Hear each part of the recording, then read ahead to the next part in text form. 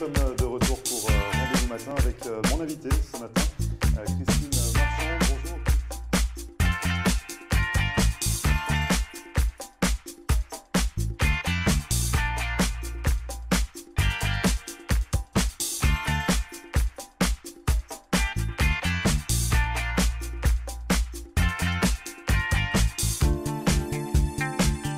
Bonjour à tous, bienvenue. Merci de regarder Rendez-vous Matin, votre émission quotidienne consacrée à ceux qui font l'actualité dans le sud de la Floride. Nous sommes le mardi 13 juillet. Aujourd'hui, émission spéciale consacrée à Haïti. Alors, quelles sont les relations entre les États-Unis et Haïti? Quelles sont les missions du consulat général d'Haïti à Miami? Et puis, qu'est-ce qui va être fait ou qu'est-ce qui est déjà fait en faveur de la communauté haïtienne? On va y répondre ce matin avec Gandhi Thomas, le consul général d'Haïti à Miami. Et puis, on en parle dans un instant, émission spéciale, restez avec nous. Juste avant, la météo, côté Mercure, il fait actuellement 27 degrés sur Hollywood, 29 au meilleur de la journée. Et puis, côté ciel, des nuages et de la pluie. Restez bien au chaud, ne bougez pas, Rendez-vous Matin revient juste après ça.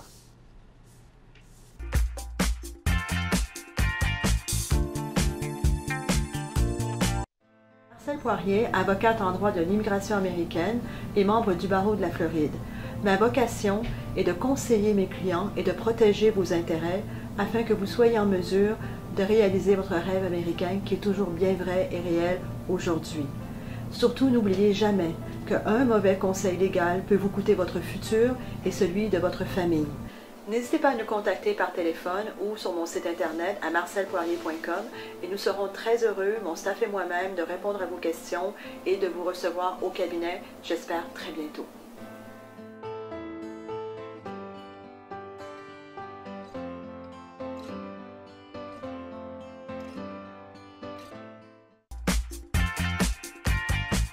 Merci de regarder Rendez-vous Matin, comme je vous le disais, émission spéciale consacrée à Haïti ce matin avec Gandhi Thomas, le consul général d'Haïti à Miami. Bonjour monsieur le consul.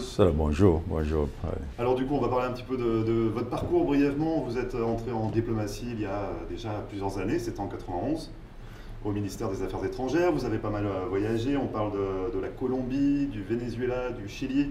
Vous aviez eu également une place importante à Cuba, à La Havane, pour le développement de l'ambassade? Oui, bon. Ma carrière m'a conduit, je peux dire, mon deuxième poste, parce qu'avant, j'étais au Chili, 96-98, que je faisais ma maîtrise, tout en étant à l'ambassade. À mon retour, j'ai fait partie de l'équipe de prospection pour l'ouverture de l'ambassade d'Haïti à Cuba. Et après, on m'a choisi, je suis parti de staff, que j'étais en charge. À cette époque-là, j'étais premier secrétaire d'ambassade, en charge de la section politique et de la coopération. Et je peux dire vraiment, l'équipe, on a travaillé à monter cette grande coopération qu'on a avec le Cuba.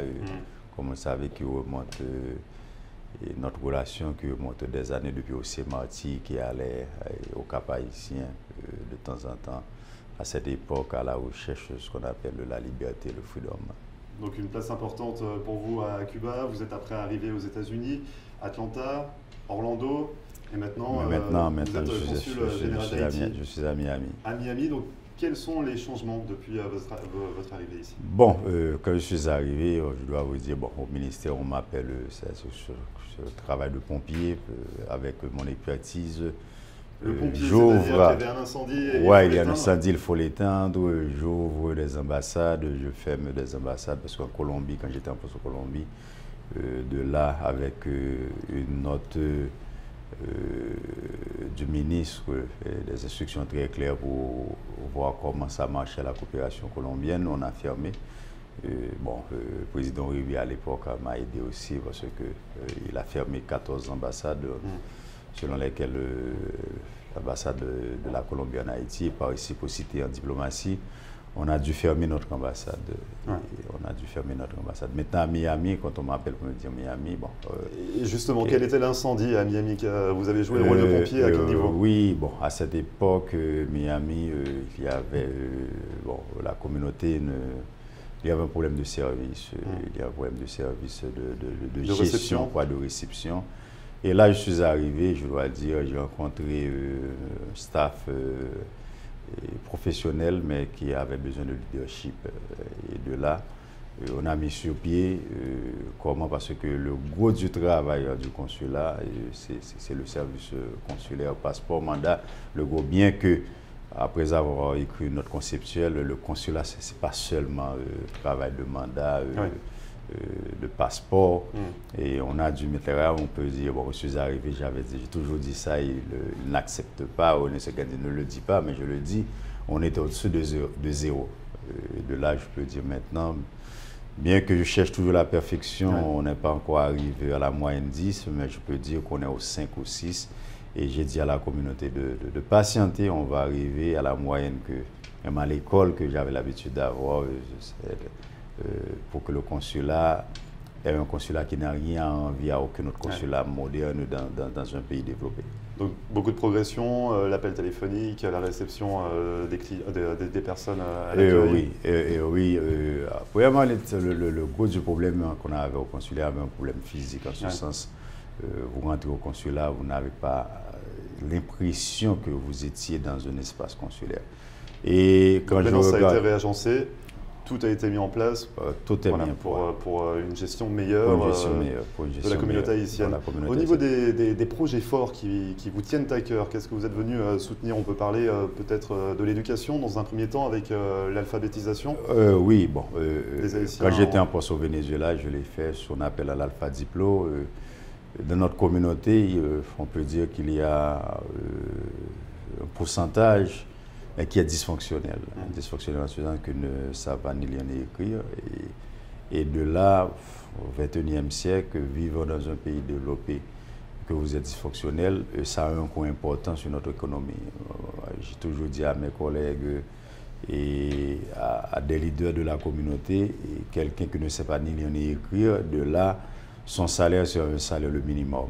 Aussitôt qu'il sache comment lire et écrire, il peut passer de quelqu'un que vous lui dites, écoute, cette chaise-là, vous pouvez le déplacer, et d'être quelqu'un qui compte combien de chaises, et de là le salaire va diminuer, et qui est non seulement pour le bien-être de la communauté, et pour le pays aussi, parce que moi, je considère chaque Haïtien comme un agent économique actif, parce que quand on regarde 21% de notre PIB revient du transfert de l'extérieur, ça je ne peux pas ajouter. Chaque Haïtien pour moi est un agent économique actif qui contribue dans notre économie, qui contribue à me payer aussi. Donc comment les aider justement? Il va y avoir des forums des jeunes mis en place. Quelles sont les solutions pour alphabétiser un petit peu toute cette communauté? Pour alphabétiser, il faut, je dois dire, il y a Notre-Dame qui avait déjà commencé avant moi. Mais Notre-Dame, c'est une église catholique. Il y a d'autres, et je pourrais dire, par exemple, les protestants, les adventistes. Je veux qu'il soit global. Je veux qu'il soit qu'un projet, qu'on se mette ensemble. Comme on dit aux États-Unis, no one left behind. Et de là, je suis en constant pour parler avec les leaders de la communauté. Pour monter ce projet, il faut qu'il soit attendu pour voir, on peut dire à Miami en 2018, qu'il n'y a pas un Haïtien qui ne savent ni lire ni écrire. Donc ça, c'est un projet qui vous tient à cœur. Il y a également le milieu carcéral sur lequel vous avez un regard attentif. Oui, un regard attentif. On parle de 46%, c'est ça, de la communauté haïtienne. Communauté, ouais. Il y a un fort pourcentage dans le système pénitentiaire aux États-Unis. Et quand on regarde du côté de l'Écosse, comme vous le savez bien, et là encore, ce qui attire mon attention, c'est au moins comment freiner cette hémorragie. Comment au moins encadrer les jeunes. Je l'ai fait pendant que j'étais en poste à Atlanta avec un comté de la ville d'Atlanta. Et les gens qui s'y connaissent ont réalisé, ils ont monté ce programme et on en a fait partie. Et quand tu connais là où tu vas, si tu prends les Haïtiens, les jeunes, tu visites les prisons avec eux. Et si on prend ce 10, il y a un pourcentage au moins. Vous pouvez sauver au moins 3 pour dire, écoute, non, je vais être un bon gars pour ne pas être incarcéré, pour ne pas être fermé dans une prison. Et de là, ça peut changer. Donc c'est vraiment des missions de sensibilisation. De sensibilisation et je peux même dire de prévention pour voir au moins comment, parce que et la deuxième génération est très très importante pour nous, très très importante pour nous, comme je vous dis, et ça va durer quelques années que ce 21% va être toujours là dans notre PIB. Et alors, on ne peut pas jouer avec cette situation-là. Il faut cette rotation-là se fasse de manière continue. Vous parlez beaucoup d'économie, donc finalement la situation économique des Haïtiens, on peut développer un petit peu, savoir, vous parlez de 21% du PIB, c'est ça? Oui, 21% du PIB que représente, qui est à raison de moins de 2 milliards de dollars, et ce qui attire mon attention aussi, qui retire mon sommet après les investigations que j'ai menées. Et pendant ce temps, on a une diaspora qui vieillit, on a une deuxième génération qui n'a rien à voir avec qui n'a aucun contact avec le pays. Parce que les 20 dernières années qui sont passées avec cette instabilité, avec, je peux dire, une coupure de 2012-2015 avec l'administration Martelly, Lamotte et Capul. Mais bien avant, les Haïtiens allaient en République dominicaine et envoyaient de l'argent pour un membre de la famille d'acheter un ticket de bus et de le rencontrer en République dominicaine. D'où cette cassure-là, c'est-à-dire les cousins, les cousines, les tantes. Et avec cette mentalité américaine, demander à un jeune de 25 ans, de 30 ans, de 28 ans d'envoyer, ils ne vous connaissent même pas, de lui envoyer, c'est pour l'année scolaire, la rentrée scolaire, bon, je ne pense pas que c'est facile.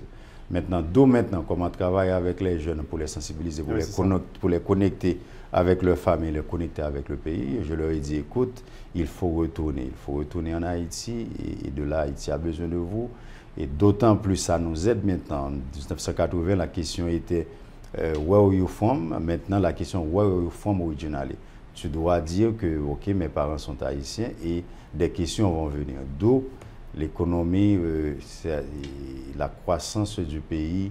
C'est un pays vierge aussi, c'est un pays beau, même si quand tu vas, le débit de l'Internet ne fonctionne pas aussi bien dans d'autres pays, mais aie patience pour casser, je pourrais dire, ce cercle vicieux qu'on est là depuis plus de 200 ans. Et on travaille d'arrache-pied avec ces jeunes-là pour les connecter. Et ne laisse pas, parce qu'il y a la locomotrice, il y a une motrice, à chaque fois qu'il y a quelque chose, vous avez vu, après le cyclone, vous avez vu après le tremblement de terre, mais c'est sporadique, mais il faut qu'il soit continu. Et de là, avec cette nouvelle administration, et la ministre des Haïtiens à l'étranger a un projet national pour la diaspora qui est très très ambitieuse, parce que là, moi je crois que l'avenir d'Haïti repose sur cette jeunesse-là, la diaspora, qui avait avec une autre mentalité qui peut faire bouger les choses, qui peut changer les choses. Donc avant de parler de la situation en Haïti, il y a beaucoup de questions également que les téléspectateurs haïtiens se posent par rapport au statut de la TPS, la Temporary Protected Statue ici sur le territoire américain. On va en reparler dans une deuxième partie. Ouais. Tout d'abord, est-ce qu'on peut avoir un mot sur la diaspora haïtienne ici aux États-Unis, savoir un petit peu ce que ça représente? Bon, comme de 46%, en termes de 46%, ils sont environ près de 500 000 qui vivent en Floride, sans compter les Haïtiens les Américains d'origine haïtienne. En Floride, bon, c'est pourquoi c'est le poste le plus important, le poste consulaire le plus important, avec 46% d'Haïtiens qui vivent aux États-Unis, résident en Floride. Ils sont en Floride. Ils sont en Floride, avec une migration sûrement de l'histoire. Quand je regarde, en 1800, on avait 91 Haïtiens, parce que cette migration-là commence depuis 1800. Et on peut même aller plus loin pour dire 1779.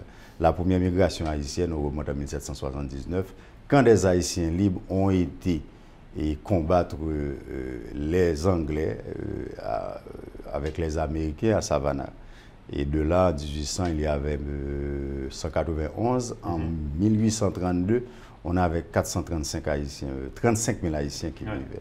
Et de là, on peut voir dans les années 50-60, à cette époque-là, surtout ce sont des professionnels qui immigraient aux États-Unis. À partir de 80, on commence à voir la masse haïtienne qui commence à partir du nord et du nord-ouest et qui sont restés, qui sont résidés, d'où et qui font partie de cette melting pot, de cette dimension multiculturelle que vous voyez là à Miami, qui fait la beauté de Miami, qui fait la joie de Miami. Vous restez avec nous, on revient juste après la publicité, on a encore beaucoup de sujets à développer avec vous, Monsieur le consul d'Haïti, ici à Miami. Vous restez avec nous. Et nous on revient juste donc après la publicité. Ouais, ça va. Le lycée franco-américain de Cooper City organise ses camps d'été à partir du 12 juin jusqu'au 4 août. Vos enfants âgés de 4 à 12 ans pourront ainsi bénéficier de nombreux ateliers, de la création théâtrale, de la danse, du jardinage, des cours de cuisine, de la gymnastique, de la pêche ou encore des activités aquatiques. Ces camps d'été offrent également des cours intensifs en français, espagnol et anglais, permettant à vos enfants d'acquérir ou de perfectionner ces langues tout en s'amusant. Pour plus d'informations et pour toute souscription, contactez le lycée franco-américain de Cooper City par téléphone au 954 237 0356 ou sur internet www.lycéefrancoam.org.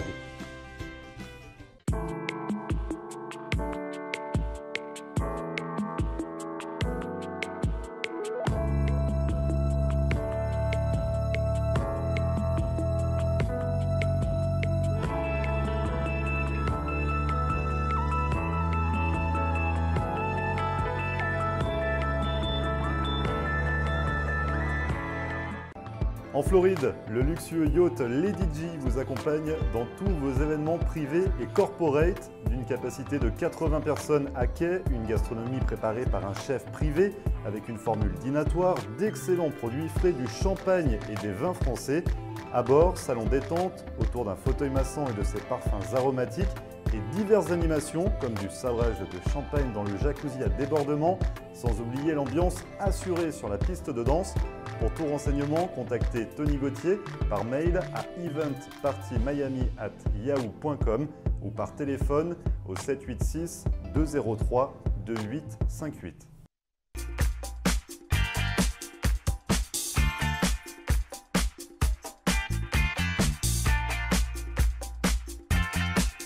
Et merci de regarder Rendez-vous Matin. Nous sommes toujours dans cette émission spéciale consacrée à Haïti avec Gandhi Thomas, le consul général d'Haïti à Miami. Alors juste avant la publicité, on parlait du nombre d'Haïtiens ici en Floride. On parle donc de 400 à 500 000 Haïtiens répartis en Floride.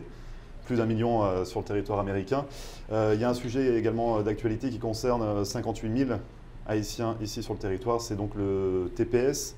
Ce statut de protection mis en place par Barack Obama juste après le tremblement de terre en Haïti en 2010, qui leur permet de résider sur le territoire. On parle que l'administration Trump souhaiterait le suspendre au 1er janvier 2018. Quel est votre mot en fait, par rapport à ce statut, à cette situation? Quelle est la position officielle du gouvernement haïtien? La position du gouvernement, ça fait partie de la priorité du président. Le président est en constant contact pour parler avec le gouvernement américain. Et quand on regarde les grands actes de la coopération bilatérale Haïti-États-Unis, je vais prendre deux. Je parle de la réduction de la pauvreté et de la croissance économique. Et je parle de la réduction de la pauvreté dans la situation que nous y sommes jusqu'à présent. On a un tremblement de terre qui était la plus catastrophique de l'humanité. Et l'année dernière, on a un ouragan, Mathieu, qui a détruit toute la partie sud, je peux dire, même, qui a secoué 7 départements avec une perte de près de 3 milliards de dollars. Je crois qu'on est toujours en état d'urgence. C'est ce qu'on est en train de faire comprendre. Et de là encore, quand on regarde la Floride, j'ai toujours dit, il est facilement, vous pouvez voir le reflet, je pourrais dire, de la lumière de Miami. Si vous êtes dans le nord-ouest, bon, vous ne pouvez pas le voir à partir de Miami parce qu'on n'a pas d'électricité. Mais comme j'ai toujours dit, on est trop proche pour être trop loin. Je crois que le gouvernement américain est un peuple moral. Le président Trump, oui, il y a un problème de l'égalité, un problème de droit qui se pose avec le statut temporaire. On est en train de voir le gouvernement et le président comme chef de la diplomatie. Actuellement, c'est lui qui mène la négociation, c'est lui. Et qui pour expliquer au gouvernement américain que pour le moment, on n'est pas encore prêt pour recevoir. Bien sûr, si on doit le dire, c'est 58 000 personnes. Et justement, en fait, que dire à nos téléspectateurs haïtiens, à toutes ces personnes concernées, ces 58 000 personnes, en fait, qui sont dans l'inquiétude aujourd'hui? Quand on regarde, bon, moi, ce que je dois leur dire, surtout que je suis à Miami, je vis ça, il faut être confiant et le rapport dans l'économie américaine est grandement apprécié. Et connaissant le peuple américain qui est un peuple moral, comme je le dis, je ne sais pas qu'ils vont faire partie au moins de disséquer, je pourrais dire, le nucléo familial. Il y a des Haïtiens, leurs enfants sont des Américains.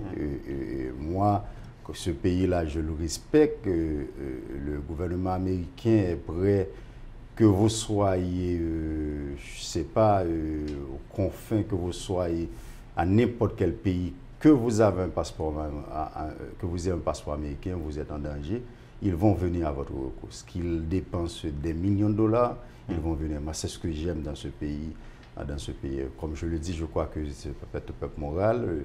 Le président Trump l'a manifesté en plusieurs occasions que Haïti est dans son cœur et avec une administration qui donne, cette nouvelle administration qui marche à pas géant, je pourrais dire, avec certaines convois, les décrets que le président prenne pour mettre le pays sur les rails, que je crois qu'on va trouver une solution. Et justement, ce sera peut-être au cœur des discussions. Il y a un déplacement présidentiel qui arrive très vite, là, jeudi.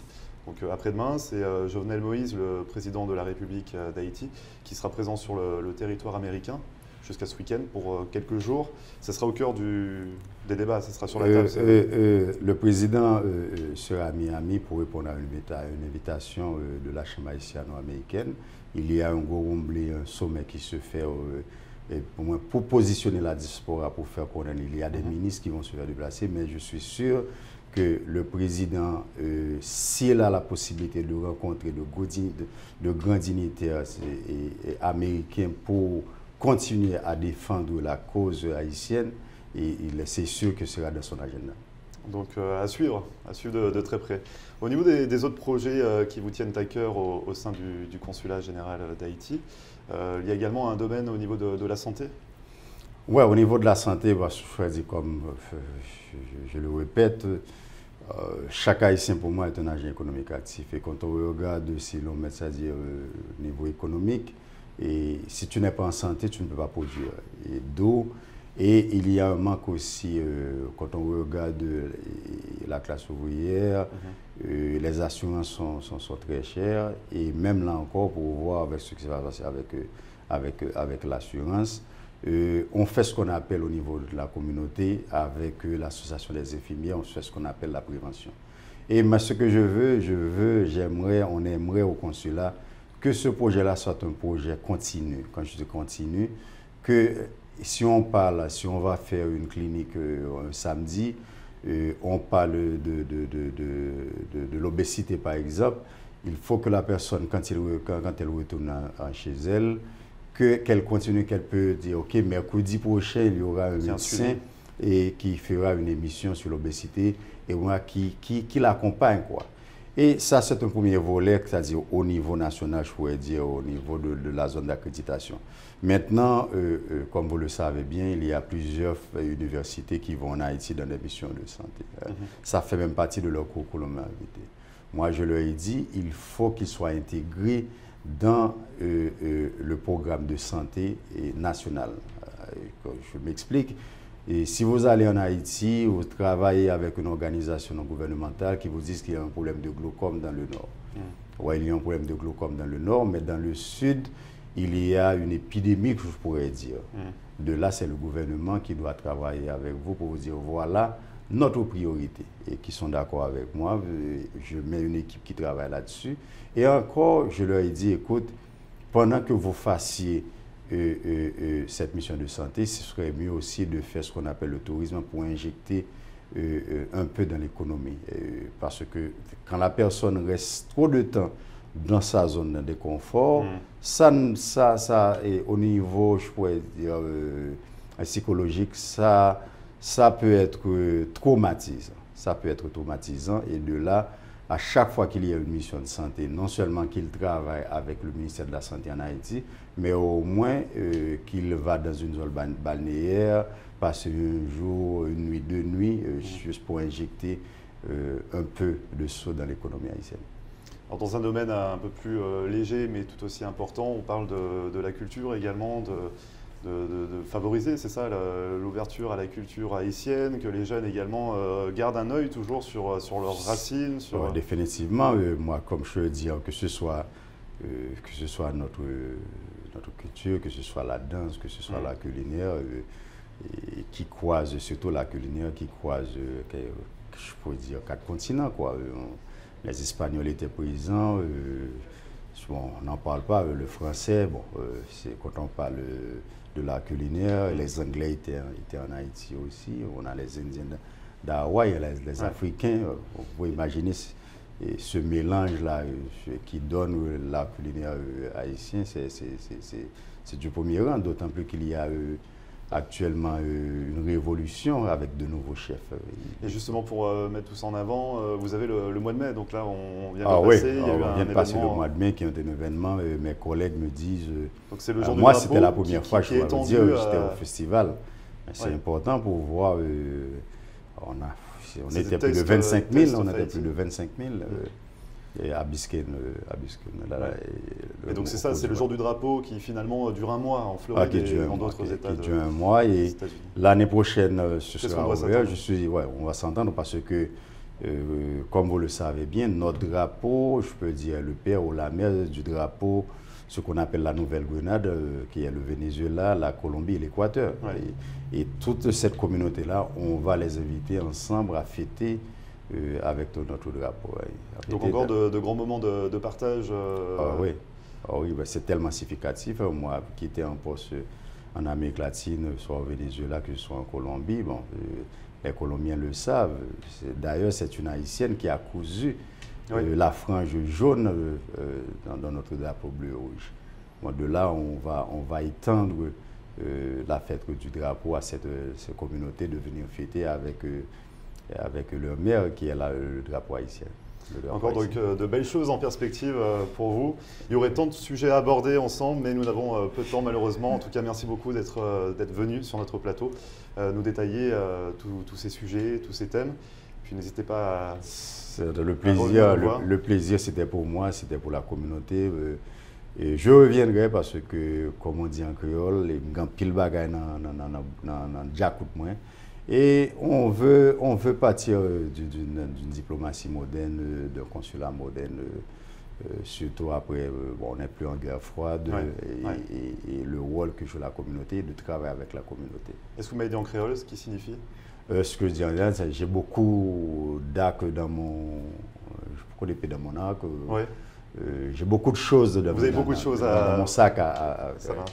Ouais. Merci beaucoup, Gandhi Thomas. C'est à moi de vous remercier. Et à très bientôt. À très bientôt. Merci. Et nous, on se retrouve juste après la publicité.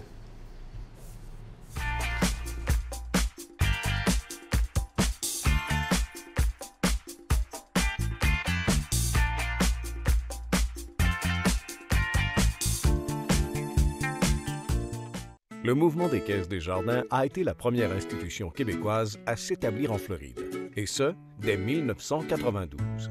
Vous pouvez compter sur nos 4 succursales et vous avez accès sans frais à plus de 1000 guichets Presto.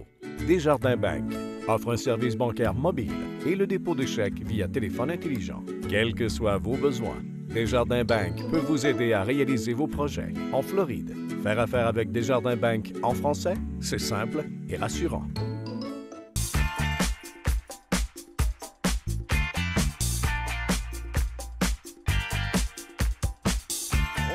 c'est fini pour aujourd'hui. Merci à tous d'avoir suivi cette émission spéciale consacrée à Haïti. Si vous souhaitez réagir par rapport à ce que vous venez de voir, n'hésitez pas à nous envoyer un message à floride.tv@gmail.com où vous pouvez également retrouver notre émission en podcast sur notre page Facebook floride.tv ou en rediffusion dès cet après-midi 3h, ce soir 7h30 ou encore cette nuit à 1h du matin. Et nous, on se retrouve demain pour une nouvelle émission dès 9h. Très bonne journée.